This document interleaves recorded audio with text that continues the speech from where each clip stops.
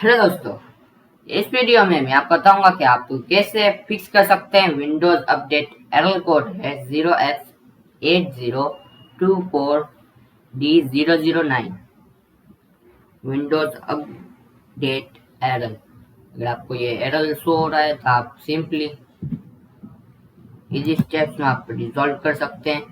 तो सबसे पहले आपको सर्च करना है cmd, या इससे पहले आपको सर्च करें ट्रबल शूट। ये रहा ट्रबल शूट सेटिंग्स, उसको ओपन करें। सबसे पहले इसको ओपन करने के बाद ट्रबल शूट,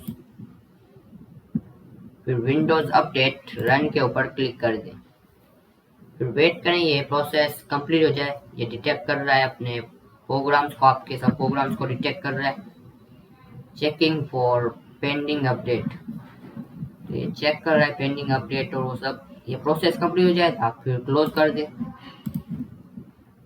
फिर आप cmd टाइप करें, फिर रन एज एडमिनिस्ट्रेटर पे क्लिक करें। अगर ये परमिशन मांगे तो यस पे क्लिक करें और फिर आपको इधर कमांड टाइप करना है sfc space less scan now.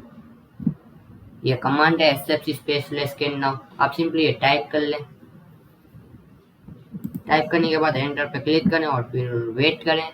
वो प्रोसेस 100% हो जाएगी तो फिर आपको क्लोज करना है। फिर रीस्टार्ट करना है अपने पीसी या लैपटॉप को। After restart you can easily resolve this problem.